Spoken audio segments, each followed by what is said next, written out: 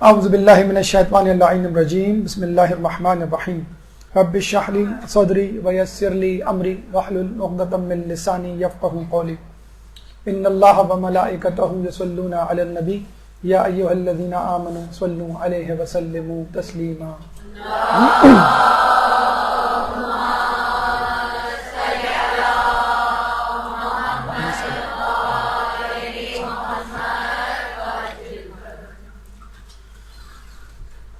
فطروں کے حوالے سے جو گفتگو کی گئی تھی پچھلے درس میں، تو اس میں فطروں کے علاج کے حوالے سے جو ایک علاج تجویز کیا گیا تھا اہل بیت کی طرف سے، اور ایک حدیث سنائی گئی تھی، اور وہ حدیث کچھ یوں ہے کہ لوگوں پہ عنقریب ایک ایسا زمانہ آنے والا ہے کہ انسان ایمان کی حالت میں صبح کرے گا اور کفر کی حالت میں شام. اس زمانے میں وہی شخص محفوظ ہوگا کہ جس کو اللہ تعالیٰ علم کے ذریعے زندہ رکھے. چنانچہ علم وہ شے ہے کہ جو فتنوں کا بھی علاج ہے اور روحانی بیماریوں کا بھی مداوا.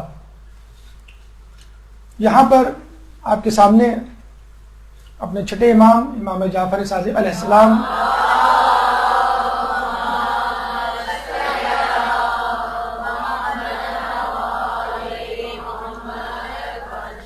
کی ایک حدیث بیان کرنا مقصود ہے، جو ہمارا موضوع بھی ہے، طالب علموں کے لیے امام صادق کی 9 نصیحتیں.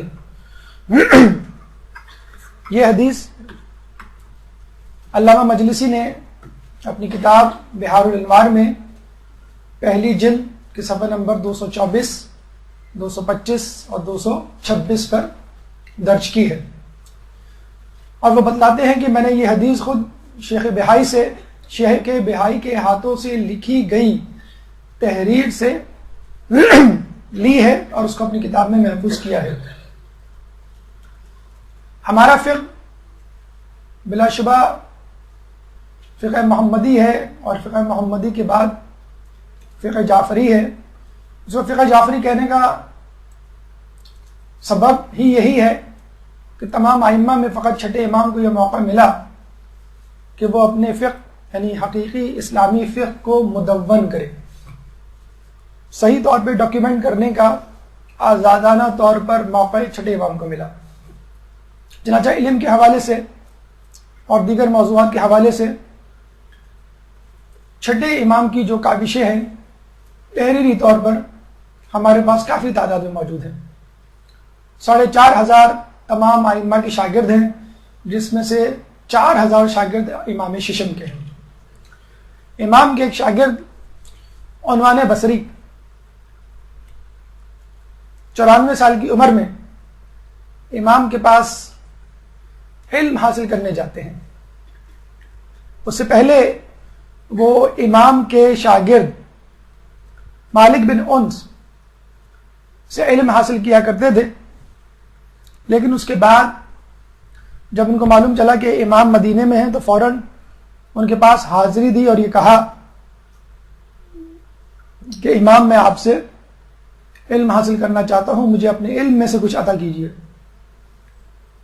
امام نے کہا کہ حکومت کے کارندے میرے پیچھے لگے ہوئے ہیں، میرے اپنے ذکر و وظائف ہیں، مجھے تم اپنی طرف مشغول نہ کرو، اور جاؤ جس طرح تم مالک بن ان سے ملاقات رکھے ہوئے تھے ان سے رابطہ رکھو اور ان سے اپنے مسائل کو حل کرو.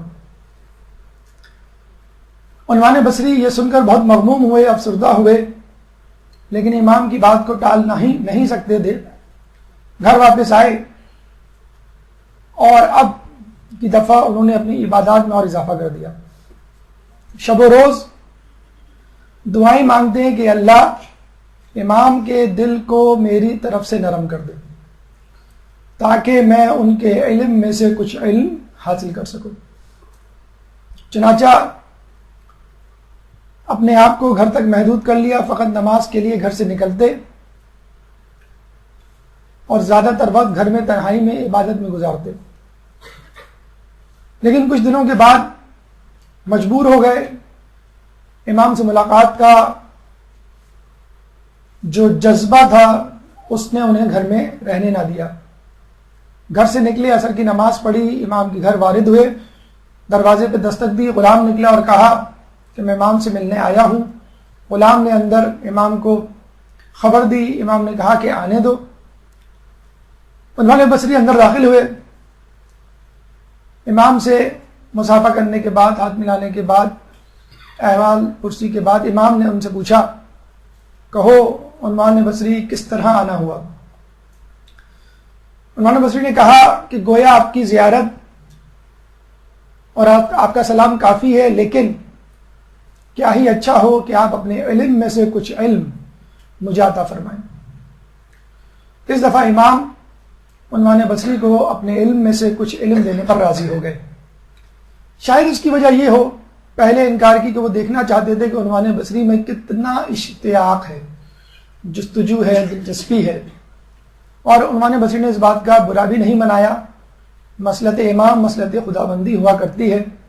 ہو سکتا ہے امام کی کوئی مصلحت ہو, خدا کی کوئی مصلحت ہو شروع کے انکار میں, لیکن عنوان بصری کے اشتیاق نے ان کے جذبے کو کم نہیں کیا, بڑھایا.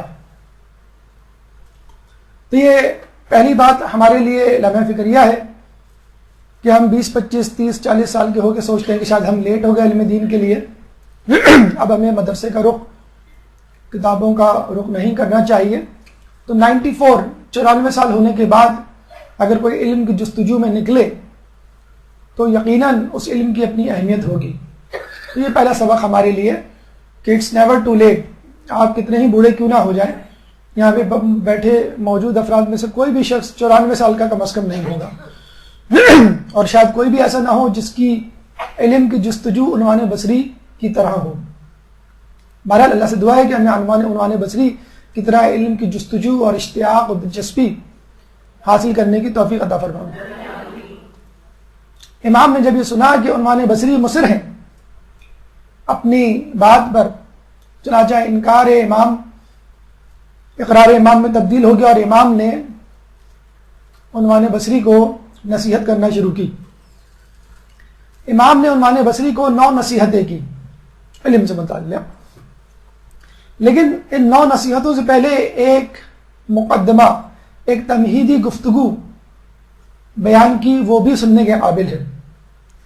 آپ یوں کہہ لیجئے در اہل بیت میں اگر مانگو گے تو وہ بھی ملے گا جو نہیں مانگا, اور نہیں مانگو گے تو اپنے تکبر کی وجہ سے ہمیشہ نقصان میں رہو گے. امام نے علم کے حوالے سے نصیحتیں کرنے سے پہلے عنوان بصری کو سمجھایا کہ تمہیں معلوم ہے کہ علم کسے کہتے ہیں, یعنی جس چیز کی نصیحتیں اور معلومات تم لینے آئے ہو کہ میں کیسے علم حاصل کروں, کیا طریقہ کار ہے جس سے زیادہ علم حاصل کروں, وہ علم ہے کیا, کسے کہتے ہیں, نمبر 1. پھر امام نے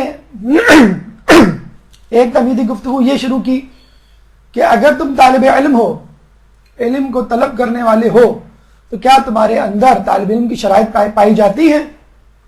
امام نے طالب علم کی شرائط کو واضح کیا, اور یوں امام نے علم کی 9 نصیحتوں سے پہلے جو مقدماتی اور تمہیدی گفتگو کی, اس میں خود 9 نصیحتیں شامل تھیں. ابھی ہم گفتگو شروع کریں گے تو انشاءاللہ ایک ایک آنکھ پہ سامنے آئیں گی. تو امام نے سب سے پہلے جو گفتگو کی وہ علم کی تعریف کے حوالے سے کی. پہلے پوچھا تمہیں معلوم ہے علم کسے کہتے ہیں, پھر کہا کہ حقیقی علم سیکھنے سکھانے پر موقوف نہیں, حقیقت میں علم ایک ایسا نور ہے جو اس دل و دماغ اور دل و قلب پر جاری ہوتا ہے جسے اللہ تعالی ہدایت کرنا چاہتا ہے. امام نے گویا علم کی تعریف تو کی, لیکن علم کی 3 صفات بھی بتلا دی.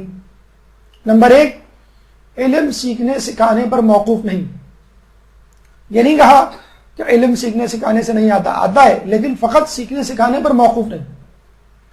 علم ایک ایسا نور ہے, یہ دوسری تعریف, دوسری صفت.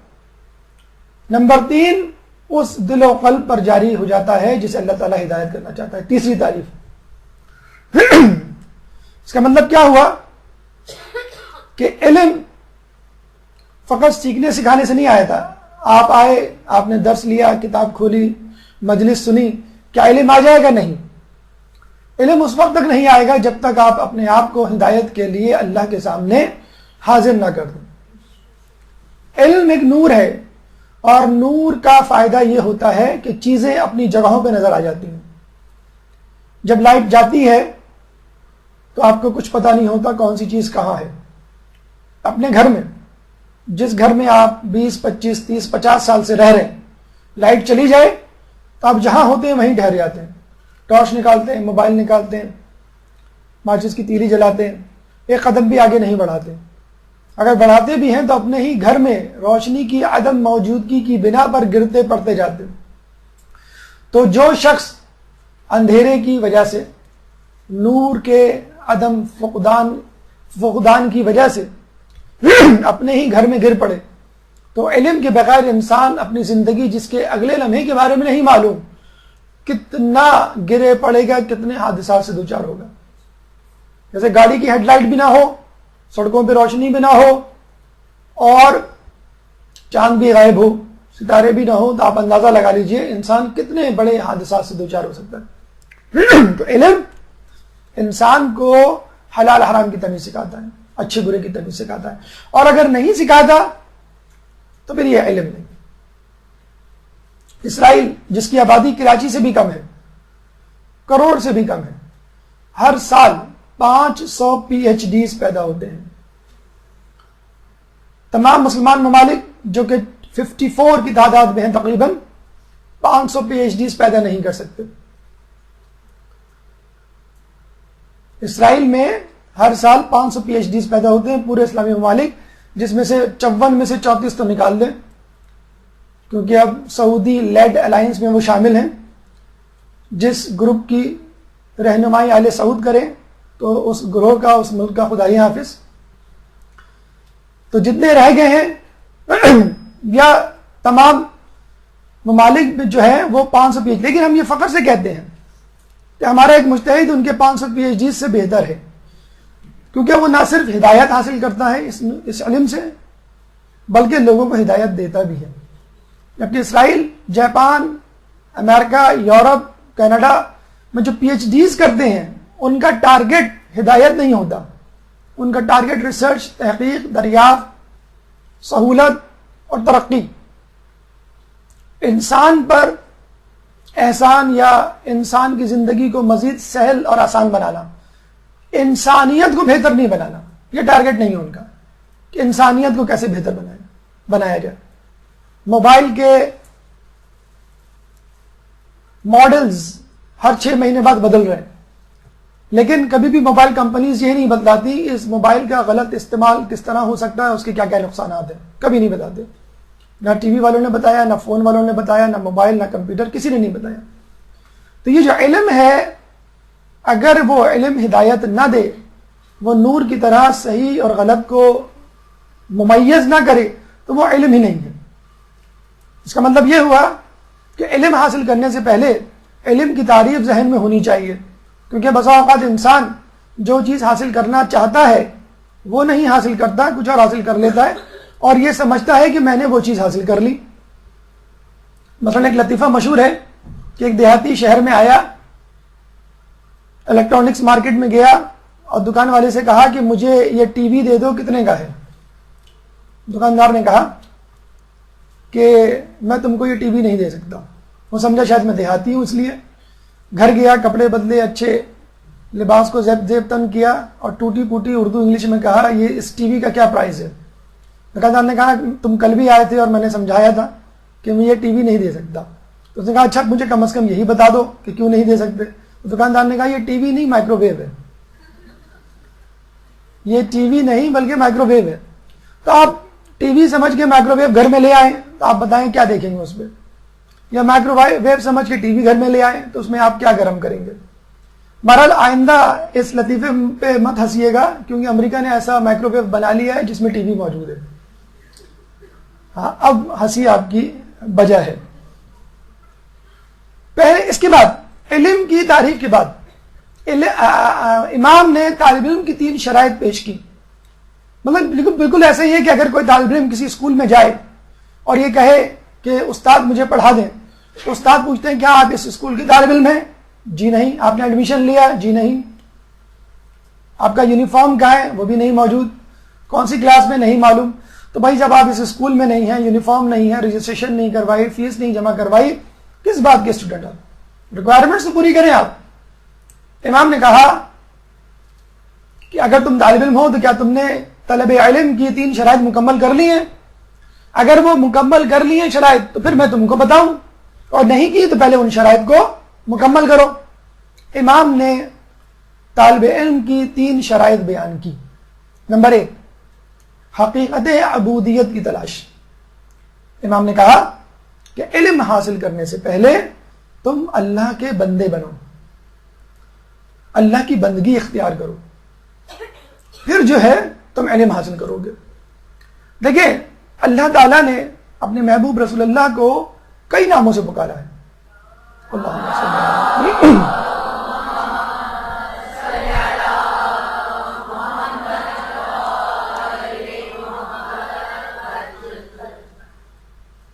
کبھی مزمل، کبھی مدثر، کبھی محمد، کبھی احمد، کبھی مصطفیٰ، کبھی مجتبیٰ، کبھی نبی، کبھی رسول. لیکن جب اپنے پاس بلایا تو کیا کہہ کے بلایا؟ سبحان الذی اسری بعبدہ من المسجد الحرام الی المسجد الاقصی. پاک ہے وہ ذات جو اپنے بندے کو لے گئی راتوں رات مسجد حرام سے مسجد اقصی تک. ماں اپنے بیٹے کے کتنے ہی نام رکھے، لیکن جب پیار سے بلاتی ہے تو وہ نام لیتی ہے جو اس کو محبوب ہوتا ہے. آجا میرا لڈو میرے پاس، میں نے تیرے لیے ایک چیز رکھی ہے. آجا میری گڑیا میرے پاس آ کے بیٹھ جا.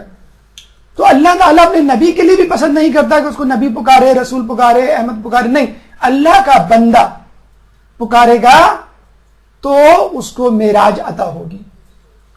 تو اللہ کے رسول کو جب بلایا گیا تو اللہ کا بندہ کہہ کے، کسی عہدے سے نہیں پکارا. میں تیرا معبود ہوں، تو میرا بندہ ہے.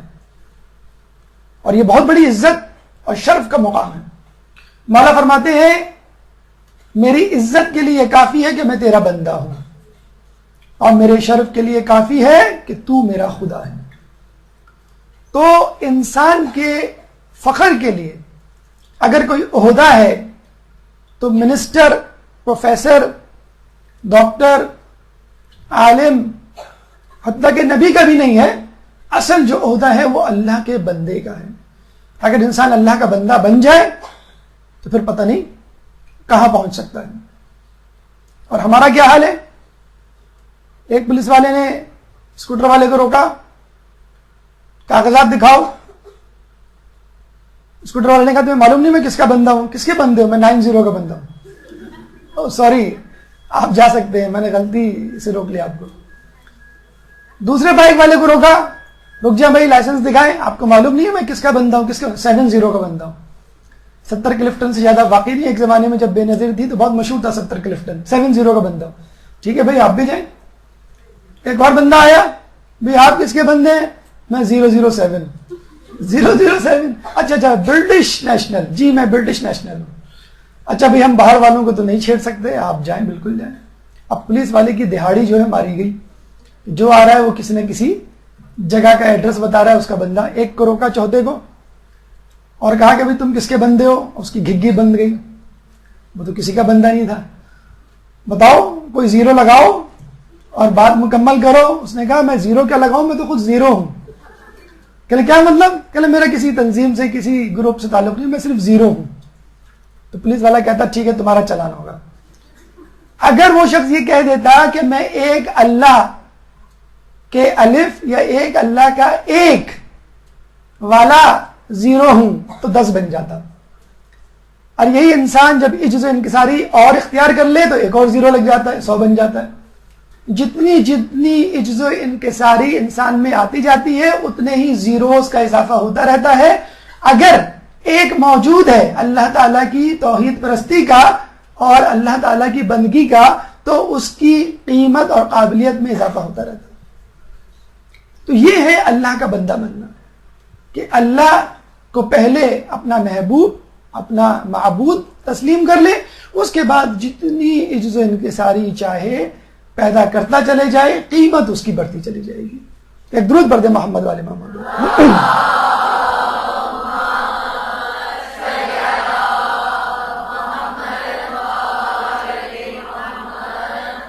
امام علم طالب علم کی شرائط بیان کر رہے ہیں.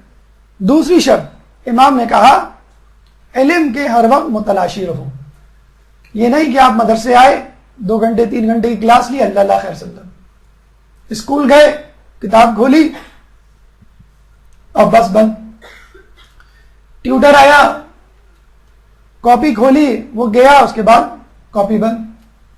ایک شاگرد کو ایک استاد بہت ڈانٹا کرتا تھا کہ جب بھی میں آتا ہوں تمہاری کتابیں بند ہوتی ہیں, تمہاری کاپیاں بند ہوتی ہیں.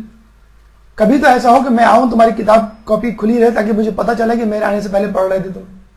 آلٹرنیٹ ڈے سے جایا کرتے تھے وہ. ایک دن گئے وہ جمعے کو پڑھا کے, ہفتے کو چھٹی, اتوار کو ویسی چھٹی, پیر کو گئے تو کتاب اور کاپی دونوں کھلی ہوئی. بڑے خوشی ہوئے, بیٹا بہت خوشی ہوئی آپ ماشاءاللہ پڑھ رہے تھے میرے آنے سے پہلے. نہیں یہ تو جمعے سے کھلی ہوئی ہے, یعنی جب آپ آئے تھے جمعے کو بس اس سے کھلی ہوئی ہے. تو ایسے ڈھیٹ شاگرد بھی ہوتے ہیں. تو علم کا متلاشی رہنا ہے ہر وقت, ہمہ وقت. وین میں بیٹھے ہوں, کچن میں ہو, سونے سے پہلے اٹھنے کے بعد علم کی تکرار کرتے رہیں. ایسے شخص کو علم ملتا ہے. دیکھیں نا عنوان بصری میں ہمت نہیں آ رہی, 94 سال کی عمر ہے, بار بار امام کے پاس گئے تو پھر امام نے علم کا چشمہ جو ہے ان کے سامنے جاری کیا. تیسری شرط طالب علم کے لیے فہم اور آگاہی کا سوال. جب تک اللہ سے سوال نہیں کرو گے قل رب زدنی علما, اس وقت تک اللہ تعالیٰ علم میں اضافہ نہیں کرے گا. سورہ طٰہٰ آیت نمبر 114. شاید اللہ کی حکمت یہ ہو کہ آپ کو کہنا چاہ رہا ہے کہ دیکھو علم مانگنا تو پورے قرآن کا علم مانگنا, پوری 114 سوروں کا علم مانگنا. قرآن میں 114 سورے ہیں نا, تو طٰہٰ کا آیت کا نشان بھی سورہ طٰہٰ کی 114 ہے جس میں یہ دعا لکھی ہوئی ہے قل رب زدنی علما. کچھ لوگ کہتے ہیں بھئی 114 سوروں کا علم ہم مانگ کے پھنس نہ جائیں, تو ایک قرآن کو 14 معصومین سے سمجھ لیجئے تو 114 سوروں کا انشاءاللہ علم حاصل ہو جائے گا.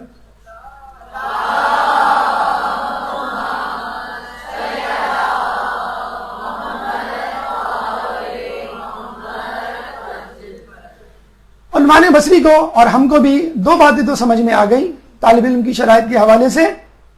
علم کی تلاش, فہم و آگاہی کا سوال, حقیقت عبودیت کی تلاش, حقیقی بندہ کس طرح بنے, انسان کو پتہ کیسے چلے کہ میں اللہ کا بندہ ہوں. امام نے کہا کہ دیکھو اللہ کے بندے بننے کے لیے 3 چیزیں ضروری ہیں. طالب علم بننے کے لیے 3 شرائط: حقیقت عبودیت, علم کی تلاش, آگاہی کا سوال. حقیقت عبودیت مزید 3 طریقوں سے حاصل ہوگی. امام نے کہا کہ دیکھو نمبر 1, اپنے آپ کو کسی چیز کا مالک نہ سمجھنا, اور ہم دوسروں کی چیزوں کو بھی اپنا سمجھتے ہیں, اپنے آپ کو مالک سمجھتے ہیں دوسروں چیز. کسی کا پین لے لیا, کسی کی کاپی لے لی, کسی کا زیور لے لیا, کسی کے پلاٹ پہ قبضہ کر لیا, یہ ہمارا مال ہو گیا, یہ ہماری چیز ہو گئی. امام کہہ رہے ہیں اپنی چیز کو بھی اپنا نہ سمجھو. فائدہ کیا ہوگا؟ مال خرچ کرنا آسان ہو جائے گا, بلکہ ہر چیز خرچ کرنا آسان ہو جائے گی. آپ اللہ کی راہ میں کیا دے سکتے ہیں؟ مال دے سکتے ہیں, اولاد دے سکتے ہیں, وقت دے سکتے ہیں, اور زیادہ سے زیادہ جان دے سکتے ہیں, جس کے بارے میں کسی نے کہا جان دی ہوئی اس کی تھی, حق تو یہ ہے کہ حق ادا نہ ہوا. تو زیادہ سے زیادہ آپ جان دیں گے تو یہ جان بھی اللہ ہی کی تو دی ہوئی ہے, اگر دی بھی تو کون سا بڑا تیر مارا آپ نے. لیکن بہرحال آپ جب کسی چیز کو اپنی ملکیت نہیں سمجھیں گے تو اللہ کی راہ میں اس کو خرچ کرنا آسان ہو جائے گا. دوسری چیز جس سے حقیقت عبودیت پیدا ہوتی ہے, اپنی کوئی تدبیر نہ کرو خدا کے سامنے. وَمَكَرُوا وَمَكَرَ اللَّهُ وَاللَّهُ خَيْرُ الْمَاكِرِينَ, سورہ آل عمران آیت نمبر 54. اس کا فائدہ کیا ہوتا ہے؟ مصیبتوں پر صبر آسان ہو جاتا ہے. کوشش کریں کوئی مذائقہ نہیں, خواہش کریں کوئی مذائقہ نہیں, لیکن جب سامنے کوئی چیز آ جائے تو اس کو اللہ کی تقدیر، اللہ کی رضا سمجھ کے قبول کر لیں. مین پروپوزز، گاڈ ڈسپوزز. انسان بناتا ہے، اللہ ڈھالتا ہے. Go for the best, prepare for the worst. بہترین چیز کے لیے کوشش کرو لیکن بدترین چیز کے لیے تیار رہو. یہاں سے خوشی خوشی جائیں کہ امی نے بریانی پکائی ہوگی، پتہ چلا کہ کھچڑی بنائی ہے، کوئی بات نہیں، اللہ کی رضا سمجھ کے آپ اس کو بریانی سمجھ کے کھا لیں. تو خواہش کرنے میں، محنت کرنے میں کوئی مذائقہ نہیں، لیکن جو سامنے آ جائے اس کو اللہ کی حکمت سمجھ کے قبول کر لیں، تقدیر سمجھ کے، اور اس کے لیے آپ کے لیے حوالے سے مصیبتوں پہ صبر کرنا آسان ہو جائے گا. پھر امام نے کہا کہ اپنی تمام تر توجہ حلال و حرام پہ رکھو. ہم علم کیوں حاصل کرتے ہیں؟ تاکہ نور ملے. روشنی کا فائدہ کیا ہے؟ آپ کو پتہ چل جاتا ہے کہ حلال کیا ہے، حرام کیا ہے. جب حلال حرام کا پتہ چل جاتا ہے تو ہم حلال سے قربت حاصل کرتے ہیں، حرام سے دور رہتے ہیں. غلط کیا ہے، صحیح کیا ہے، اچھا کیا ہے، برا کیا ہے، قانونی کیا ہے، غیر قانونی کیا ہے، illegal and legal, prohibited and allowed, do's and don'ts, haves and have nots, can't or can, must not be, must be, to be not to be. اسی کا تو کھیل ہے ساری زندگی. ملکی پیمانے پہ دیکھیں تو لیگل انلیگل کی بات آ جاتی ہے. معاشرتی پیمانے پر دیکھیں اچھا برا سامنے آ جاتا ہے. شرعی پیمانے پر دیکھیں حلال حرام سامنے آ جاتا ہے. لیکن ہر انسان انہی دو چیزوں کے درمیان سینڈوچ بنا ہے. غلط، منفی، انلیگل، غیر قانونی، برا، یہ تمام چیزیں جو ہے ناٹ الاؤڈ. آپ کی زندگی میں ان کا گزر بسر نہیں ہونا چاہیے. اور کیا ہونا چاہیے؟ اچھی چیز کیا ہے، الاؤڈ کیا ہے، قانونی کیا ہے، حلال کیا ہے، ان چیزوں کو آپ کو اڈاپٹ کرنا ہے. تو اگر یہی چیز اگر آپ ذہن میں نہیں رکھیں گے تو آپ کس بات کے لیے علم حاصل کر رہے ہیں.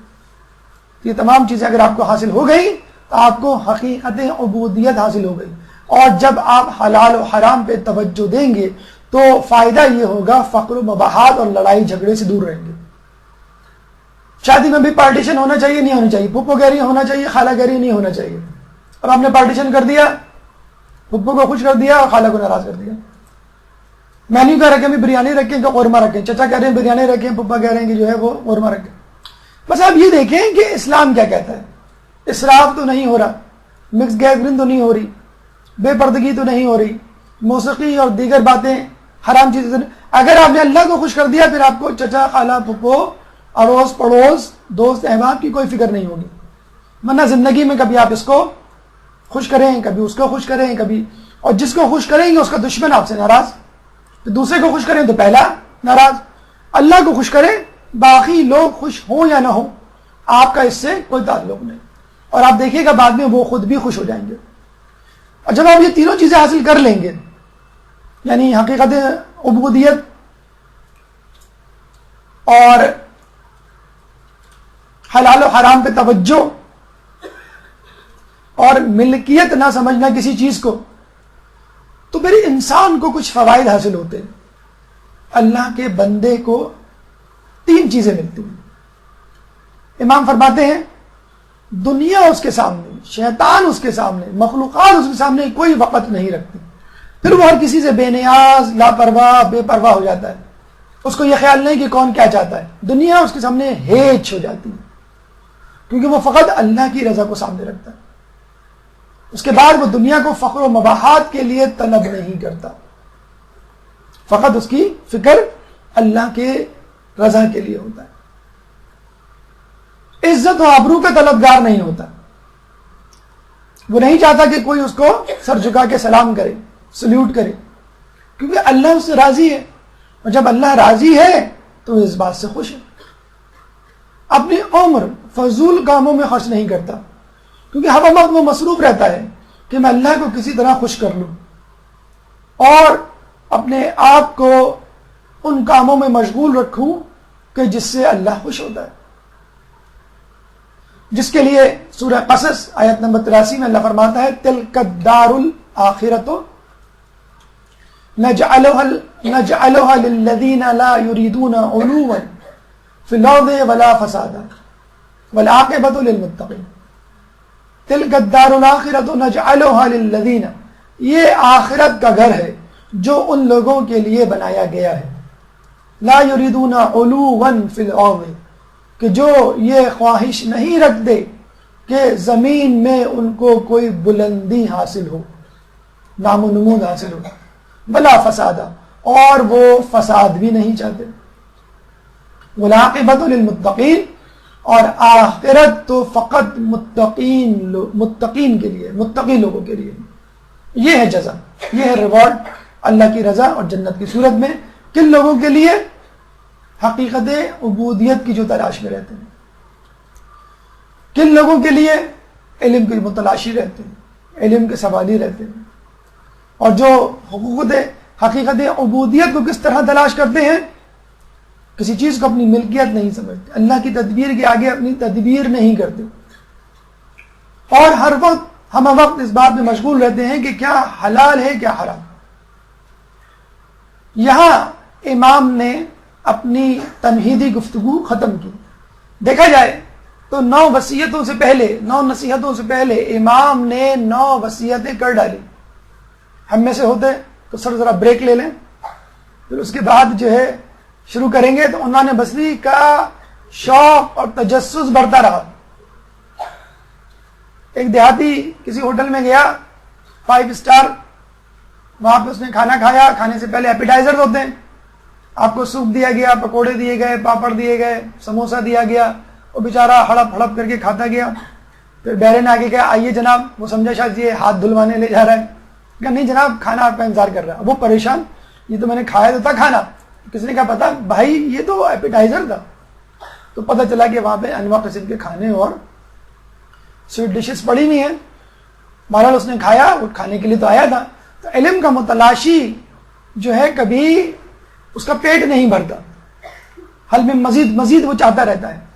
عنوان بصری کی اشتہا، بھوک اور بڑھ گئی یہ تمہیدی گفتگو سننے کے بعد، کیونکہ ان کو پتہ چل گیا کہ اصل علم کیا ہے، اصل علم کے لیے جو طالب علم ہوتا ہے اس کی شرائط پہ کس طرح اترا جاتا ہے۔ اب تو وہ اور اس علم کو حاصل کرنے کے لیے آمادہ ہو گئے، اور امام سے فرمایا امام مجھے وصیت کیجیے، مجھے نصیحت کیجیے۔ امام نے عنوان بصری کو 9 وصیتیں کی۔ اچھا یہ وصیتیں آج کل کے دور میں آپ دینی طالب علم کو بھی کر سکتے ہیں، ایک کالج یونیورسٹی کے طالب علم کو بھی کر سکتے ہیں، حتیٰ کہ اگر کوئی شخص غیر مسلم بھی ہو اور ان نصیحتوں پہ عمل کرے تو یقیناً وہ ہدایت پر آ جائے گا۔ تو فقط دینی طالب علم کے لیے نصیحتیں نہیں ہیں، آپ یہ نصیحتیں اپنے ان دوستوں کو بھی کر سکتے ہیں جو کالج یونیورسٹی میں پڑھ رہے ہیں، جن کا بہت زیادہ تعلق نہیں ہے دین سے۔ بزرگوں کے لیے بھی یہ نصیحتیں ہیں، بچوں کے لیے بھی نصیحتیں ہیں، کیونکہ امام فرماتے ہیں کہ یہ علم ایک ہدایت ہے۔ مجھے بتلائیے کون سا ایسا شخص ہے جو ہدایت نہیں چاہتا؟ ٹھیک ہے کچھ لوگوں کو کتابوں سے چڑ ہوتی ہے، علم سے الجھن ہوتی ہے، مدرسوں سے الرجی ہوتی ہے، وہ نہیں پسند کرتے بہت زیادہ پڑھنا لکھنا، اور کچھ لوگ تو پیدائشی طور پہ افلاطون پیدا ہوتے ہیں، وہ کہتے ہیں بھی ہمیں سب کچھ پتہ ہے، تم ہمیں کیا بتلا رہی ہو یا ہمیں کیا سکھا رہی ہو۔ تو یہ ان کے لیے بھی ہے کہ جو علم کی متلاشی نہیں، کم از کم ہدایت کی تو متلاشی ہیں۔ کوئی یہ نہیں کہہ سکتا 100% کہ میں صراط مستقیم پر ہوں، یا یہ نہیں کہہ سکتا کہ میں صراط مستقیم پر رہوں گا، کیونکہ جبھی تو ہم نماز میں دعا مانگتے ہیں اہدنا الصراط المستقیم، ہمیں سیدھی راہ دکھاتا رہے، آخری سانس تک ہمیں سیدھی راہ دکھاتا رہے۔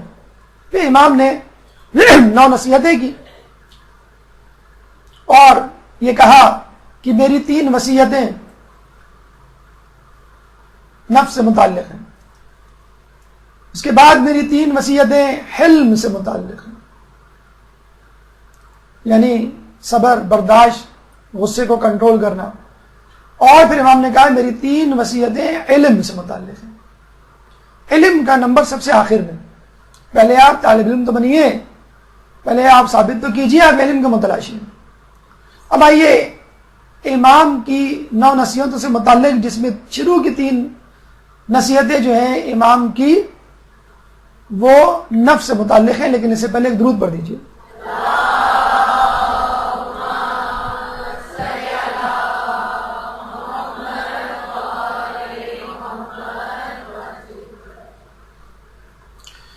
امام نے کہا کہ جس چیز کی تمہیں طلب و خواہش نہیں اس کے کھانے سے پرہیز کرو، کیونکہ اس سے حماقت اور دیوانگی پیدا ہوتی ہے۔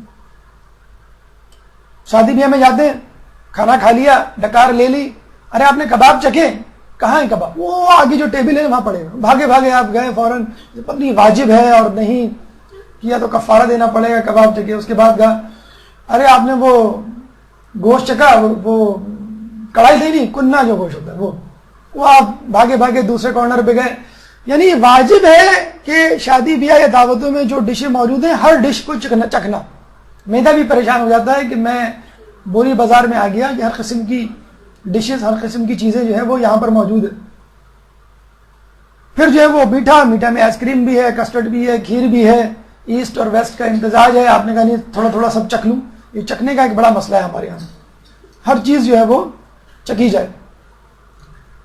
ایک دوست کسی دوست کے یہاں گئے، وہ کھانا کھا رہا تھا، اس نے کہا بیٹھیے کھانا کھائیے، کہنا نہیں میں کھانا کھا کے آیا ہوں۔ کہ نہیں تھوڑا سا چکھ تو لیں۔ چلیں آپ کہہ رہے ہیں تو میں چکھ لیتا ہوں، ویسے تو میں کھا کے آیا ہوں۔ اب وہ بیٹھے چکھنے کے لیے، چکھتے چلے گئے۔ میزبان کھانا ختم کر کے بیٹھا ہوا ہے اور کبھی ان کو دیکھتا ہے، کبھی اپنے گھر کو، کبھی اپنے دسترخوان کو دیکھتا ہے۔ جب کھانا کھا لیا تو ان سے کہا کہ آپ واقعی کھانا کھا کے آئے تھے؟ کہنا ہاں۔ اور یہ آپ نے چکھا تھا؟ کہنا ہاں۔ آئندہ آپ چکھیے گا اپنے گھر میں، کھانا میرے ساتھ کھائیے گا۔ تو ہمارے لیے واجب ہے کہ کہیں سے کوئی چیز ملے تو مال مفت در بے رحم کی طرح اس پہ ٹوٹ پڑے۔ مفت ہے نا، باہر کی چیز ہے، دوسری کی چیز ہے، اور اپنی چیز جو ہے وہ گن گن کے نوالے جو ہے وہ لیے جائیں۔ اپنے گھر میں اسراف نہیں، دعوت میں یا کہیں پہ دوسرے گھر میں جو ہے وہ اسراف ہے۔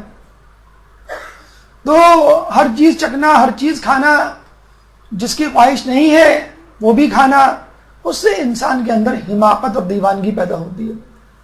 تو ضروری نہیں ہے کہ جو بھی چیز آپ کے سامنے رکھی ہو تھوڑا تھوڑا تھوڑا آپ کو ہر چیز جو ہے وہ چکھا دی جائے۔ ایک صاحب کو بڑا شوق تھا گھر میں جو بھی چیز ہے اس کو پکاؤ، اس کو کھلاؤ۔ بیگم پریشان، کبھی بھنڈی پکا رہی ہیں، کبھی گوشت پکا رہی ہیں، کبھی پالک پکا رہی ہیں۔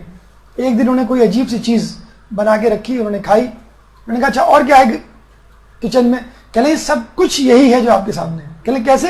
کہ لیں اس کا نام ہے باولی بھجیا، اور یہ کیسے بنتی ہے؟ تمام سبزیوں کو ملا کر بنتی ہے۔ اب آپ مجھ سے مت کہیے گا کہ مزید کیا ہے، اسے میں نے ڈال دیا سب کچھ۔ تو یہ جو سب کچھ کھانے کی خواہش ہے اس کو تبدیل کیجئے، جو آپ کو سوٹ کرتا ہے۔ مثلا چاول پسند ہے، چاول کھا لیے، دیٹس اٹ۔ ضروری ہے کہ چاول کے پیچھے جو ہے آپ اس کو وہ روٹی بھی ڈالیں، تافتان، اور پھر جو گرم گرم نان بن رہی ہوتی ہے المونیم کے تندور میں، اس کے ساتھ جو ہے وہ آپ سیلفی بناتے ہوئے اس کو کھا رہے ہیں تندور کے ساتھ، دیکھو میں نے گرم گرم روٹی کھائی۔ تو جو کھانا آپ کو سوٹ کرتا ہے طبیعت کو، ٹھیک ہے وہ کھائیں، جو کھانا سوٹ نہیں کرتا اس کو چھوڑیں۔ حماقت اور دیوانگی پیدا ہوتی ہے، آج سے یاد رکھ لیجئے۔ جو چیز نہیں کھانی، طبیعت نہیں ہو رہی، زبردستی اس کو جو ہے، اب پیزا نہیں پسند تو بھائی نہیں کھاؤ پیزا، کوئی ضروری ہے اپنے آپ کو ترقی پسند ثابت کرنے کے لیے پیزا کھانا؟ ٹھیک ہے مجھے نہیں پسند، مجھے نہاری پسند ہے، ٹھیک ہے آپ نہاری کھا لیں۔ تو حماقت اور دیوانگی سے بچنا ہے تو آپ ان چیزوں سے پرہیز کریں جن سے حماقت، یعنی ہر چیز کو کھانے سے۔ جب تک بھوک نہ لگے تو نہ کھاؤ۔ ہم تو وہ ہیں کہ بھوک نہیں لگتی تو سب کچھ کھا جاتے ہیں، اور جب بھوک لگتی ہے تو دوسرے کو بھوکا مار دیتے ہیں۔ بوٹیاں خود کے لیے، روٹیاں دوسروں کے لیے۔ ایک دیہات میں پہلوان رہا کرتا تھا، لہیم شہیم، لکڑ ہضم پتھر ہضم، جو اس کے سامنے رکھ دو۔ وہاں بھی ایک کانگڑی سا شخص بھی تھا جو ہر وقت شرط لگانے کے لیے تیار رہتا تھا۔ لوگوں نے ان دونوں کو ٹکروا دیا کہ کھانے پینے کی کوئی شرط لگوائی جائے۔ انہوں نے کہا چلو ٹھیک ہے، کون زیادہ کھاتا ہے؟ تو پہلوان نے کہا چلو ٹھیک ہے، بالٹی بھر دودھ کون پیے گا؟ وہ شخص تھا تھوڑا سا پریشان ہوا، لیکن اس کی عزت نفس مجروح ہوتی اگر وہ شرط نہ لگاتا، ہر شرط کو وہ لگاتا تھا اور جیتتا تھا۔ اس نے کہا ٹھیک ہے، بالٹی کی شرط ہو گئی، اور جو ہارے گا وہ پورے گاؤں کو مٹھائی کھلائے گا۔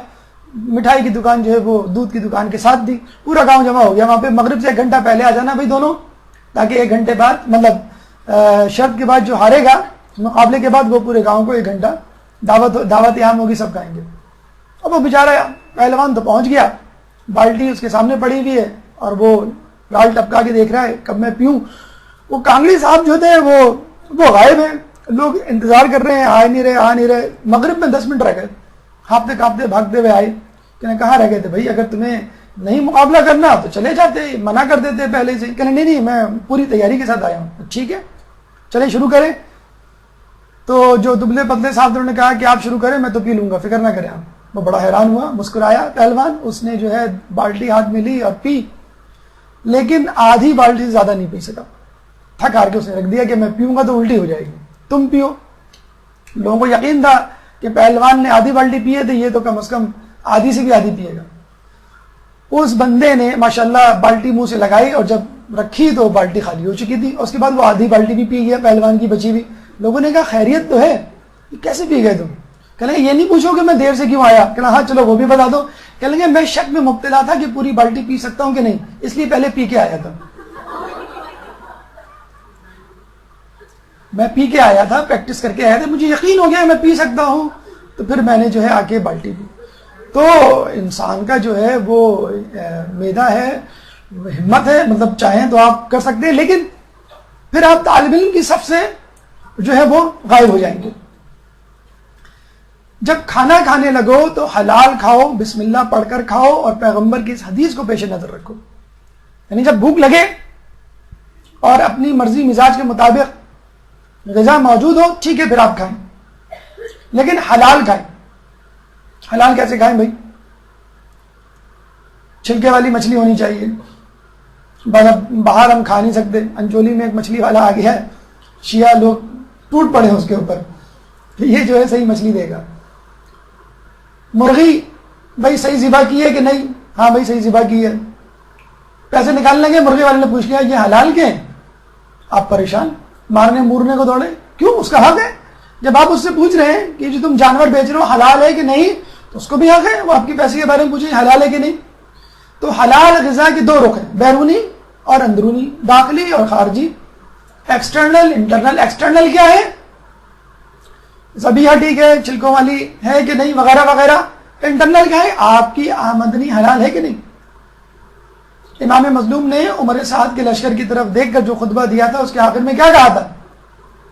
مجھے معلوم ہے میری باتیں تم پر عمل نہیں اثر نہیں کریں گی, کیونکہ تمہارے پیٹ حرام سے بھرے ہوئے. امام کی جب باتیں نہیں عمل کریں گی تو امام کی حدیثیں, قرآن کی آیات کیسے کس پر اثر کریں گی؟ لوگ کہتے ہیں نا کہ مجلسوں میں جاتے ہیں آنسو نہیں نکلتے, درس سنتے ہیں اثر نہیں ہوتا, قرآن پڑھتے ہیں سمجھ نہیں آتا. تو اپنے کھانے کو دیکھیے, اپنی غذا کو دیکھیے, حلال ہے کہ حرام ہے. جب کھانا کھاؤ تو بسم اللہ پڑھو, کہ بسم اللہ پڑھنے سے شیطان شریک کار نہیں ہوتا, کھانے میں شریک نہیں ہوتا. اور پیغمبر کی اس حدیث کو پیش نظر رکھو کہ پیٹ سے برا برتن برابر نہیں, یہ ہے برا برتن اور کوئی نہیں جسے انسان بھرتا ہے. یعنی بہت احتیاط سے اس پیٹ کو بھرنا ہے. اپنے پیٹ سے بڑا برگر کھانے کی کوشش نہ کریں. بل بورڈز پہ جو ملٹی نیشنل کمپنی کے برگرز ہوتے ہیں وہ یقیناً بہت بڑے کر کے دکھائے جاتے ہیں, اور جب اندر داخل ہو تو پتہ لگا کہ ہتھیلی کے اوپر بھی نہیں آ رہا, ہتھیلی سے بھی چھوٹا برگر, جیسے کوائن رکھ دیو آپ کی ہتھیلی پر. اگر طعام ضروری بھی ہو جائے تو اس کی 1/3 کھانے کے لیے, 1/3 پانی کے لیے اور 1/3 سانس لینے کے لیے ہو. جب کسی کو یہ بتایا گیا, کہنے لگا کہ دیکھو بھائی میں تو پورا کھانا معدے سے بھر دیتا ہوں, پانی کا کیا ہے وہ تو اپنی جگہ خود بنا لے گا, اور ہوا تو میں کھانا کھانے کے بعد سڑک پہ جا کے کھاتا ہوں, تو مجھے اس کی کوئی غرض نہیں. دیکھیے آپ جو غذا کھاتے ہیں اس کے لیے ڈائجسٹو جوس سیکریٹ ہوتا ہے, HCl, پیپسن, میوکس وغیرہ, اس کو بھی جگہ چاہیے. پھر نمبر 1, ان دونوں چیزوں یعنی غذا اور ڈائجسٹو جوس کو ڈائجسٹ ہونے کے لیے, گرائنڈ ہونے کے لیے, موو ہونے کے لیے اسپیس چاہیے. That is empty space, that is 1/3 space. So 1/3 کھانا ہو گیا, پانی ہو گیا, 1/3 آپ کو ایمٹی اسپیس مل گئی.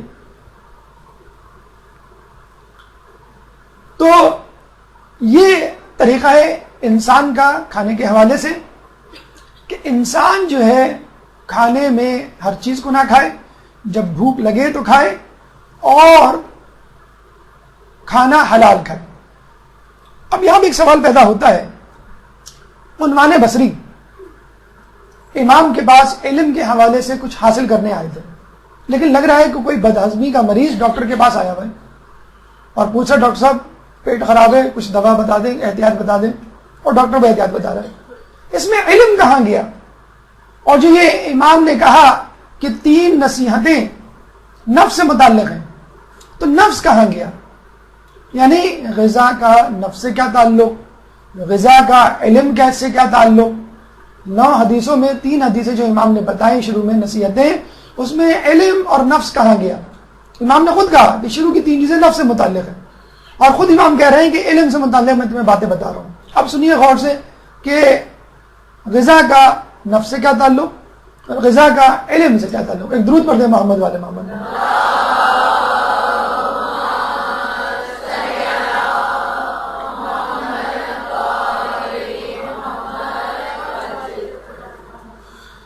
غذا نفس کا یعنی تزکیہ نفس کا کیا تعلق.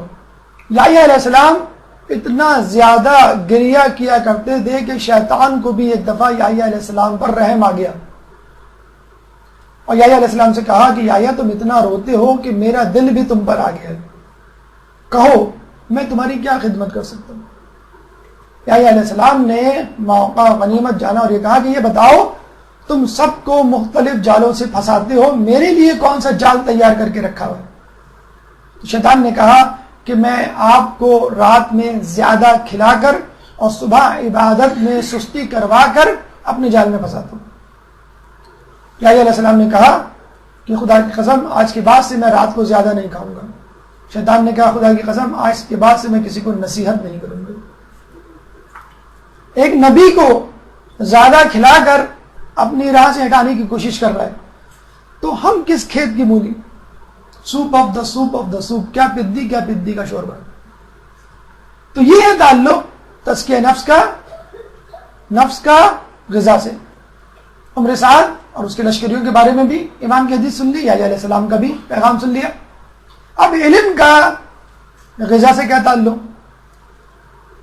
بحیثیت مجموعی امام علم اور غذا کے حوالے سے بات کر رہے ہیں.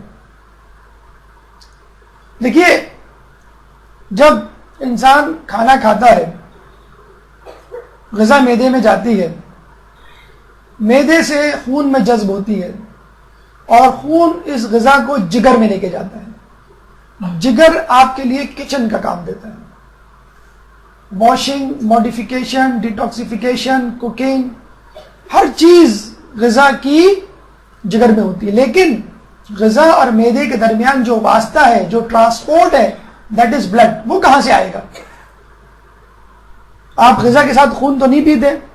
نانی اماں تو کہتی ہیں تم تو خون پیتی ہو جب بھی آتی ہو. ایک ہی شخص تھا جو غذا کے ساتھ خون پیتا تھا، حجاج بن یوسف. افطار کے وقت رمضان میں اس نے کہا، ماہ رمضان میں، کہ میری پسندیدہ ڈش حاضر کی جائے. افطار میں سرخ روٹیاں لائی گئیں اس کے پاس. لوگوں نے کھائی اور حجاج سے پوچھا کہ اس میں کیا ایسی چیز ہے جو تمہاری پسندیدہ ڈش ہے. اس نے کہا ان روٹیوں کو سادات کے خون سے گوند کر بنایا گیا. ایسا ملعون اور ظالم شخص تھا کہ جس کے بارے میں خود عمر بن عبدالعزیز فرماتے ہیں تمام دنیا کے خبیث ترازو کے ایک پلڑے میں، اور ہمارا ایک خبیث حجاج بن یوسف ترازو کے دوسرے پلڑے میں ہو تو ہمارا خبیث جیت جائے گا. بہرحال تو معدے میں جو خون آتا ہے وہ کہاں سے آتا ہے؟ ایکسٹرا بلڈ آتا ہے معدے کے پاس فوراً. جب بھی آپ کھانا کھاتے ہیں blood circulation around the stomach will increase. کیسے؟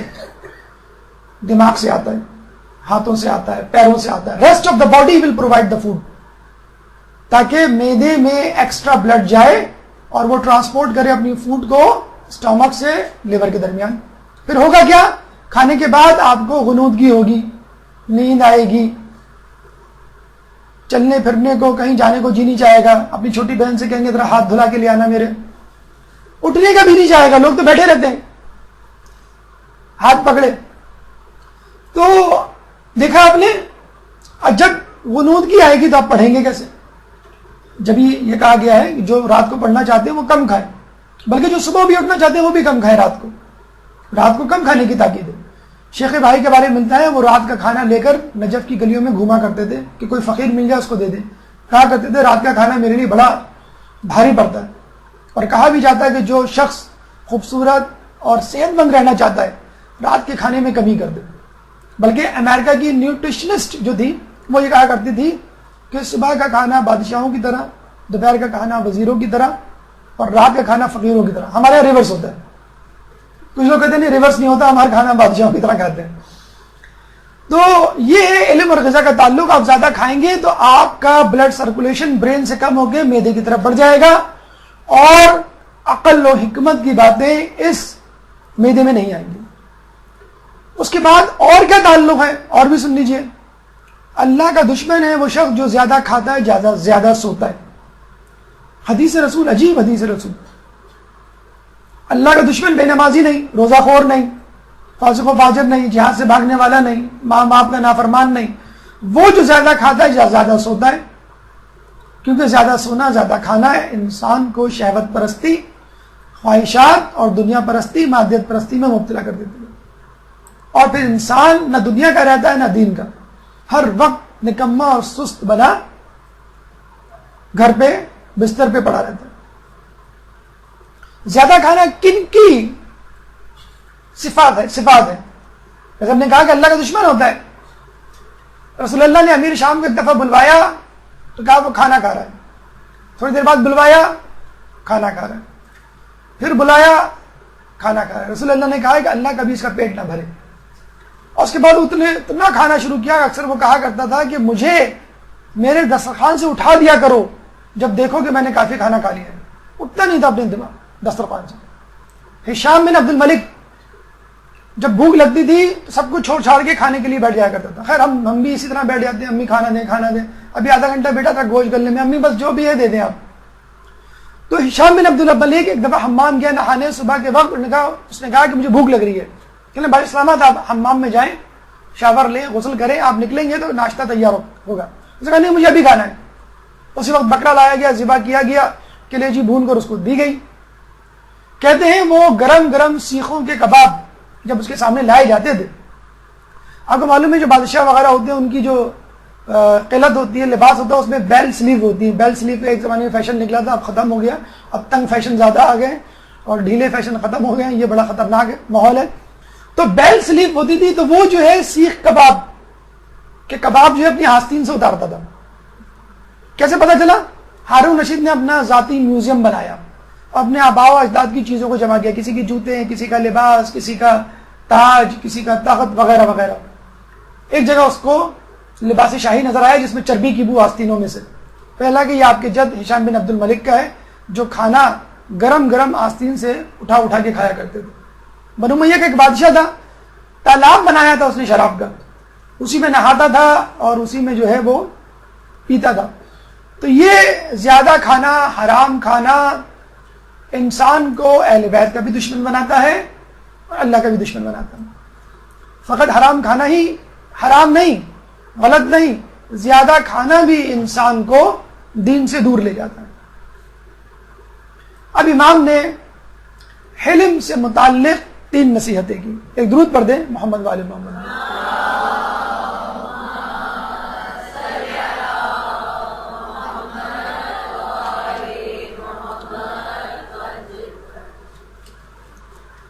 غصے کی الٹ ہے حلم, یعنی غصے کو برداشت کرنا. امام نے کہا کہ اگر تمہیں کوئی شخص یہ کہے کہ اگر تم نے مجھے ایک بات کہی تو اس کے بدلے میں 10 باتیں سنو گے, تو تم اس کے جواب میں کہو کہ اگر تم 10 باتیں کہو گے تو اس کے جواب میں ایک بھی نہیں سنو گے. ہم کیا کہتے ہیں, ذرا کہہ کے تو دیکھو, اینٹ کا جواب پتھر سے دوں گا. میں ادھار نہیں رکھتا, میں سنا دیتا ہوں آن دا اسپاٹ, کوئی چھوٹا ہو کوئی بڑا ہو. اور لوگ کہتے ہیں کیا بولڈ لڑکی ہے, اپنی پھپھی کو بھی نہیں چھوڑا. نہیں, بولڈنس نہیں ہے, یہ بے شرمی ہے. آج کل بولڈنس کا بے شرمی کا نام بولڈنس رکھ دیا. تو لڑائی جھگڑے سے پرہیز کرتا ہے کون؟ اسٹوڈنٹ, طالب علم جو علم حاصل کرتا ہے وہ لڑائی جھگڑے سے, اگر لڑائی جھگڑے میں پڑ گیا تو اپنے راستے سے ہٹ جائے گا. جو امتحان دے رہا ہوتا ہے اس کو دیکھیے آپ, وہ کس طرح امتحان دے رہا ہوتا ہے. کبھی بھی جو ہے وہ لڑائی جھگڑے میں نہیں پڑتا, کیوں؟ اس کی توجہ ہٹ جائے گی. تو لڑائی جھگڑے سے دور رہو. اگر کوئی 10 سنائے تو تم ایک بھی نہ سناؤ. پھر امام کہتے ہیں جو تمہیں گالی دے اس سے کہو کہ اگر تم اپنی بات میں سچے ہو تو میری دعا ہے کہ اللہ مجھے معاف کرے, اور اگر تم جھوٹ بول رہے ہو تو خدا سے درخواست کرتا ہوں کہ خدا تمہیں معاف کرے.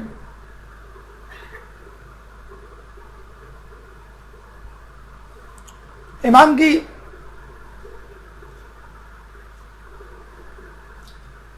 بہت اچھی حدیث اور بہت اچھا طریقہ ایسے لوگوں کے ساتھ روابط رکھنے کا کہ جو آپ کے دشمن ہوتے ہیں اور کسی طرح آپ کی بات کو سننے کے لیے تیار نہیں ہوتے، آپ پہ الزام دیتے رہتے ہیں، اس کے باوجود آپ کو دعا کرنی ہے، معافی کی درخواست کرنی ہے ان کے لیے کہ جو آپ کو مسلسل برا بھلا کہہ رہے ہیں۔ چھٹی حدیث، چھٹی نصیحت، اگر کوئی تمہیں بےہودہ انداز میں دھمکی دے تو اس کے ساتھ شفقت اور خیر خواہی سے پیش آؤ۔ مروان بن حکم وہ پہلا شخص تھا جس نے قتل حسین کا مشورہ دیا تھا۔ امام کے دربار میں گئے، ولید بن عتبہ کے وہاں کھڑا ہوا تھا۔ امام نے کہا کہ رات میں بیعت کی بات کرنا مناسب نہیں، صبح بات کریں گے۔ تو مروان بن حکم نے ولید بن عقبہ کے کان میں کہا کہ اگر امام چلے گئے تو واپس نہیں آئیں گے، ان کو ابھی پکڑ لو، بیعت کر لو، اور نہ کرے تو قتل کر دو۔ امام نے بہت برہمی کا اظہار کیا۔ کربلا کے واقعے کے بعد جب واقعہ حرہ ہوا اور یزید نے مدینے کو مباح کیا اور مروان بن حکم وہاں سے بھاگا، امام کے صاحبزادے ہمارے چوتھے امام زین العابدین علیہ السلام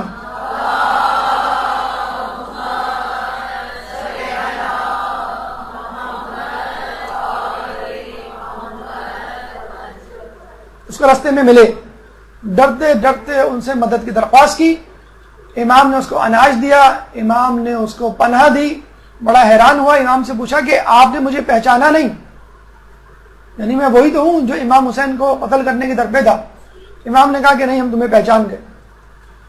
تو وہ لوگ جو کربلا کے فاؤنڈر تھے، کربلا برپا کرنے میں پیش تھے، ان کو ائمہ نے جگہ دی، کھانا دیا اور پناہ دی۔ یہ انداز ہوا کرتا تھا۔ دوسرے امام حسن علیہ السلام کے پاس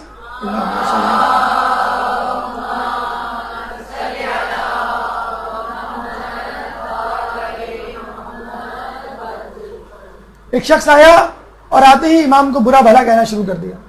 امام نے کسی بات کا جواب نہیں دیا اور فقط یہ کہا کہ کیا تو بھوکا ہے؟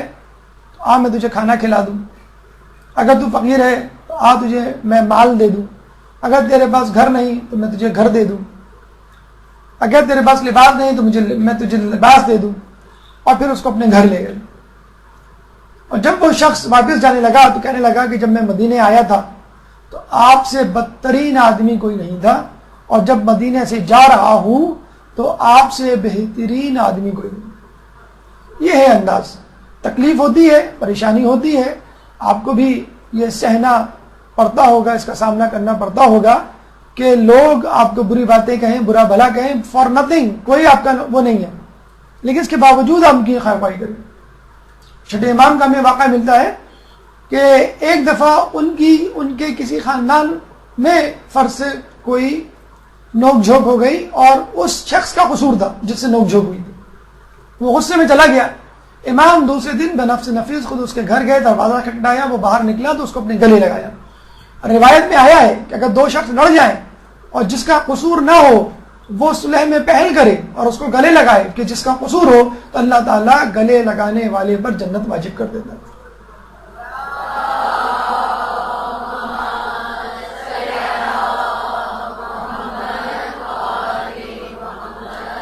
تو ہم میں سے کتنے لوگ ہیں جس پہ عمل کرتے ہیں؟ ایک مدرسے میں کچھ طلبہ اپنے استاد کے پاس، ایک طالب علم اپنے استاد کے پاس گیا اور کہنے لگا، استاد کئی دنوں سے محسوس کر رہا ہوں کہ روحانی ترقی نہیں ہو رہی۔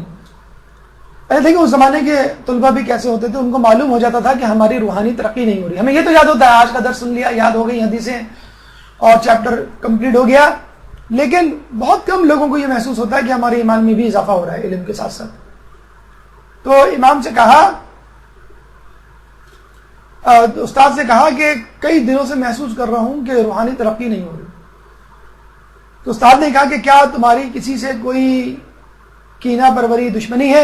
اس نے کہا نہیں، لیکن مدرسے میں کچھ طلبہ ایسے پڑھتے ہیں جن کا تعلق ایسے خاندان سے ہے کہ جس خاندان کی میرے خاندان والوں سے چپخلش چل رہی ہے، دشمنی چل رہی ہے، لیکن میری ان طلبہ سے کوئی دشمنی نہیں۔ استاد نے پھر بھی کہا حفظ ما تقدم کے طور پہ تم اپنی طرف سے کچھ اقدام کرو، اور اس کو ایک ٹاسک دیا، ہوم ورک دیا کہ وہ طلبہ جب کلاس کے اندر جائیں تو تم پیچھے جا کر ان کی جوتیوں کو سیدھا رکھنا شروع کرو۔ تو تھوڑا بہت شائبہ کینہ پروری ہے، اشکال ہے، کوئی دشمنی ہے، وہ بھی انشاءاللہ نکل جائے گی۔ اور جب طالب علم نے ایسا کرنا شروع کیا تو وہ تھوڑی بہت جو کینہ پروری ہے، دشمنی تھی، وہ بھی نکل گئی۔ تو استغفار کریں، سورہ فاتحہ پڑھیں، تحفے تحائف دیں، کم از کم اچھے اخلاق سے پیش آئیں۔ کن سے؟ کہ جو آپ کے بارے میں بہترین صدقہ وہ ہے جو ان رشتہ داروں کو دیا جائے کہ جو آپ کے دشمن بنے بیٹھے، بہترین صدقوں میں شمار کیا گیا۔ تو کوئی بےہودہ انداز میں آپ کو دھمکی دے تو آپ صاف کہہ دیں کہ میں جو ہوں اس قابل نہیں، لیکن بہرحال اگر آپ کہہ رہے ہیں تو ہو سکتا ہے صحیح ہو، اور خیر خواہی سے پیش آئیں۔ تو یہ 3 حدیثیں تھیں امام کی حلم سے متعلق۔ اب آئیے امام کی ان حدیثوں کی طرف، ان نصیحتوں کی طرف جو علم سے متعلق ہے۔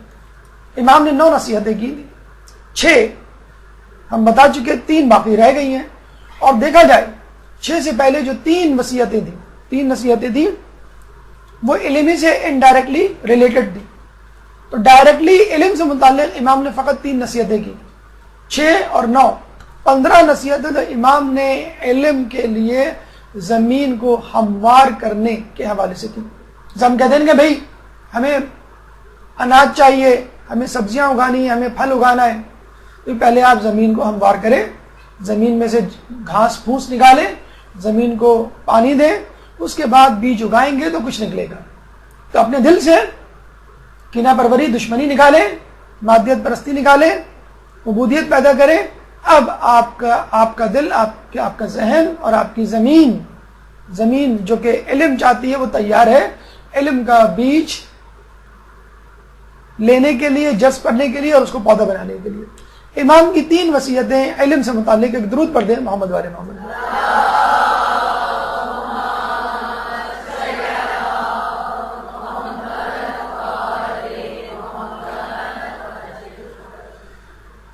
پہلی نصیحت یا 7ویں نصیحت، جن چیزوں کو نہیں جانتے ہیں علماء سے پوچھو، البتہ یہ خیال رہے کہ ان کی لغزش ڈھونڈنے اور آزمائش کے طور پر سوال نہ کرو۔ ہم شرماتے ہیں سوال کرنے سے، استاد ہمیشہ آ کے درس کے بعد پوچھتے ہیں کوئی سوال نہیں، اتنے سارے اسٹوڈنٹ پوچھیں کوئی سوال نہیں۔ تو شرمائے مت کہ لوگ کیا کہیں گے، کوئی بات نہیں، آپ یہاں پڑھنے کے لیے آئے، اگر سوال پوچھ لیا تو کیا ہوا۔ ہاں، جواب دینے سے نہیں شرماتے، کوئی سوال پوچھ لو، تھوڑے دیر جواب آ جائے گا، یاد ہو کہ نہ یاد ہو، کنفرم ہو، تصدیق شدہ ہو یا نہ ہو، لیکن ان کی لغزش ڈھونڈنے کے لیے آزمائش کے طور پہ سوال نہ کرو۔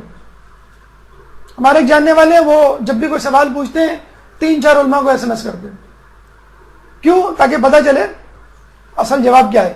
اس کا مطلب ہے آپ کراس چیک کر رہے ہیں، آپ معلوم کرنا چاہ رہے ہیں کہ بھئی کس کا علم ہے، کسی کے پاس علم نہیں ہے، کون غلط انفارمیشن دے رہا ہے، کون نہیں۔ پھر بعد میں آپ نے لڑوا دیا یا آپ نے کہہ دیا کہ دیکھو فلاں کو تو یہ بات بھی نہیں معلوم، تو یہ غلط ہے۔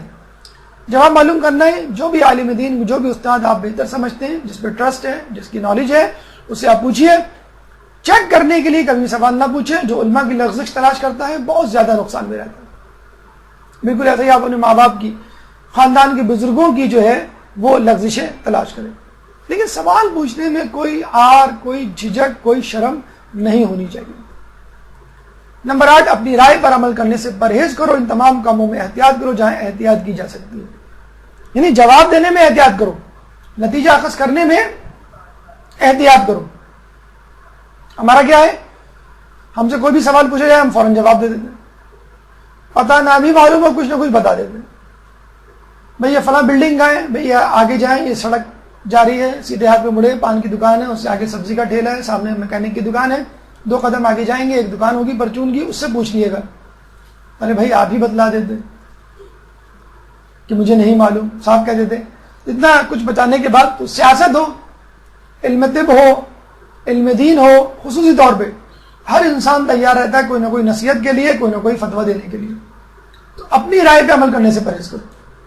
شیخ مرزا انصاری کے بارے میں کہا جاتا ہے کہ ہر دور کے سب سے بڑے عالم نجف میں جب ممبر پہ بیٹھے، آپ کو معلوم ہے نجف میں جو ممبر ہوتے ہیں بہت اونچے اونچے ہوتے ہیں، چھت تک ہوتے ہیں بعض اوقات لوگ، تو اوپر بیٹھے ہوئے ایک بڑھیا آئی، سر اوپر کر کے سوال کیا، شیخ مرزا انصاری نے کہا کہ مجھے نہیں معلوم، پھر دوسرا سوال کیا، شیخ مرزا انصاری نے کہا مجھے نہیں معلوم، تیسرا سوال کیا، شیخ مرزا انصاری نے کہا مجھے نہیں معلوم، تو بڑھیا نے غصے میں کہا اگر نہیں معلوم تو اتنی اونچی جگہ کیوں بیٹھے ہو، نیچے آ جاؤ۔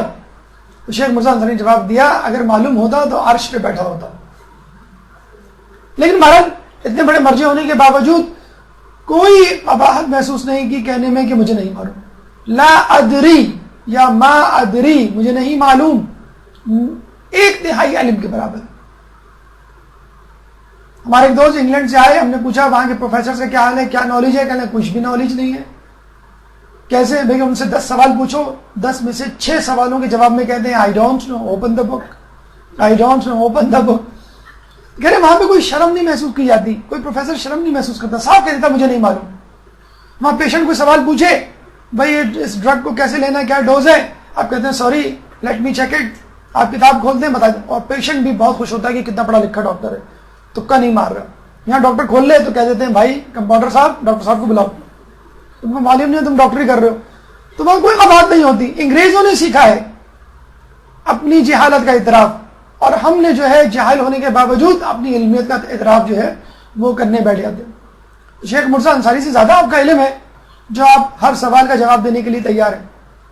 پھر امام فرماتے ہیں کہ فتویٰ دینے سے یوں راہ فرار اختیار کرو جیسے شیر سے ڈر کر بھاگتے ہو، اور اپنی گردن کو لوگوں کے لیے پل نہ قرار دو۔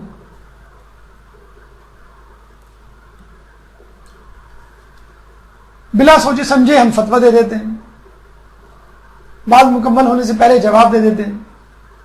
سید مہدی بحر العلوم کے بارے میں کہا جاتا ہے کہ اتنے مقدس، اتنے عالم تھے کہ لوگوں کو بعض اوقات شک ہوتا تھا کہ کہیں یہی تو امام مہدی نہیں، یہی تو امام زمانہ نہیں۔ ایک دفعہ لوگوں نے آ کے سوال پوچھا کہ ایک عورت اس کا انتقال ہو گیا، حاملہ ہے، دفنا دیں، انہوں نے کہا دفنا دیں، بچہ سمیت، پیٹ میں بچہ ہے، کہنا ہاں۔ تو جب گئے تو رستے میں ایک شخص سے ملاقات ہوئی، اس نے کہا کہ نہیں، پیٹ چاک کرو، بچہ نکالو، پھر دفناؤ۔ بعد میں پتہ لگے وہ امام زمانہ تھے۔ دفنا کے واپس آئے، سید مہدی بحر العلوم کو بتایا کہ بھئی یہ معاملہ ہوا ہے، شرمندہ ہو کے دروازہ بند کر کے بیٹھ گئے کہ آئندہ میں کبھی فتویٰ نہیں دوں گا۔ کچھ عرصے بعد، کچھ دنوں کے بعد ایک شخص آیا، ہاتھ میں رقعہ لیے، سید مہدی بحر العلوم کو دیا اور چلا گیا۔ بعد میں پڑھا تو پتہ چلا کہ وہ خط تھا امام زمانہ کی طرف سے، جس میں لکھا تھا کہ تم فتویٰ دیتے رہو، تمہارا کام ہے فتویٰ دینا، ہمارا کام ہے تصحیح کرنا۔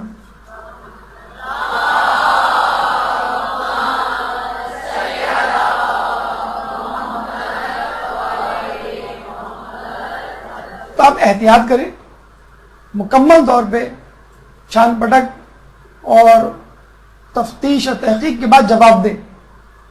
فوری طور پہ جمپ ٹو دا کنکلوژن یا نتائج نکالنا اور اپنی طرف سے جواب دینا یا قیاس کرنا ترک کریں، اور اس طرح بھاگیں جیسے شیر سے بھاگتے ہیں، اور اپنی گردنوں کو لوگوں کے لیے پل نہ قرار دیں۔ یعنی کسی نے آپ سے مسئلہ پوچھا، آپ نے جو ہے وہ جواب دے دیا، اور جواب دینے کے بعد وہ شخص آپ کے جواب پر عمل کر بیٹھا، اس کے اوپر تو کوئی ذمہ داری عائد نہیں ہوگی، لیکن آپ کے اوپر ذمہ داری عائد ہوگی۔ خصوصی طور پہ فقہ کے معاملے میں بہت زیادہ جو ہے وہ احتیاط کرنی چاہیے۔ تو سوال کرنے میں تعامل نہ کریں، سوال کرنے میں جو ہے وہ نہ شرمائیں نہ جھجکیں، لیکن جواب دینے میں جھجکیں اور شرمائیں، اور حد المقدور جو ہے جواب دینے سے گریز کریں کہ جب تک آپ کو جو ہے جواب نہ معلوم ہو جائے۔ امام نے جب یہ 9 نصیحتیں مکمل کر دیں تو ابو عبداللہ کو کہا، یعنی اپنے صحابی کو، کہ ابو عبداللہ اب یہاں سے جاؤ، میں نے جو تمہیں نصیحت کرنا تھی کر دی، اب میرے ذکر و وظیفے کا وقت ضائع نہ کرو کیونکہ مجھے اپنے نفس کا بہت خیال ہے۔ دیکھیں امام بتلا رہے ہیں، یہ بھی ایک نصیحت ہے کہ دیکھو استاد کے پاس، امام کے پاس، سینئر کے پاس، بزرگ کے پاس بہت زیادہ بیٹھ کے اس کا وقت ضائع نہ کرو، وہ صرف تمہارے لیے نہیں پیدا ہوا ہے، تمہارے مسائل کے جواب دینے کے لیے، اس کے پاس بہت سارے کام موجود ہیں۔ جو کرنے کے ہیں، اور اگر تم اس کے ساتھ بیٹھ کر مسلسل اس کا وقت ضائع کرتے رہے تو بہت سارے ذکر و اذکار جس کا اسے خیال ہے ان سے وہ کنارہ کشی اختیار کر لے گا. ایک شخص مولا کی شہادت کے بعد ممبر پہ بیٹھا اور کہنے لگا سلونی سلونی قبل ان تفقدونی، پوچھ لو اس سے پہلے کہ میں گزر جاؤں. بڑا سا امامہ پہنے. ایک شخص نے پوچھا یہ جو تیرا امامہ ہے اس امامے کے کتنے گھیرے ہیں؟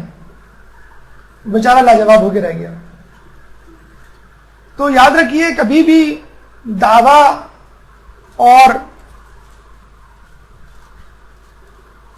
دلیل کے بغیر دعویٰ نہ کیجیے، اپنے آپ کو بہت زیادہ عالم نہ ظاہر کیجیے، ہمیشہ طالب علم جو ہے وہ ظاہر کیجیے. اور علم کے حوالے سے امام زمانہ کا انتظار اور منتظرین کے لیے ایک خوشخبری کہ جب امام آئیں گے امام سے پہلے فقط 2 حروف علم ہوگا. یعنی ابھی جو بھی ترقی ہو رہی ہے اور آئندہ ہوگی امام کے زمانے تک، امام کے ظہور کے زمانے تک 2 حرف انسان علم حاصل کر پائے گا، اور علم مجموعی طور پہ 27 حروف ہے. جب امام آئیں گے علم کو 2 حروف سے لے کر 27 حروف میں تبدیل کریں گے. اتنی زیادہ علم کے حوالے سے جو ہے وہ ترقی ہوگی.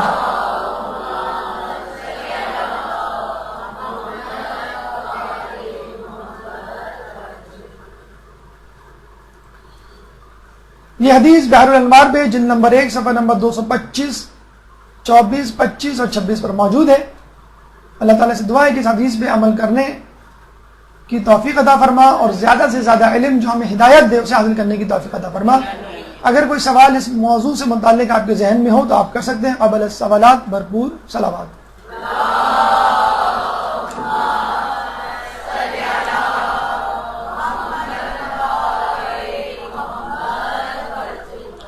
برحمتك يا أرحم الراحمين وصلى الله على محمد وآله الطاهرين.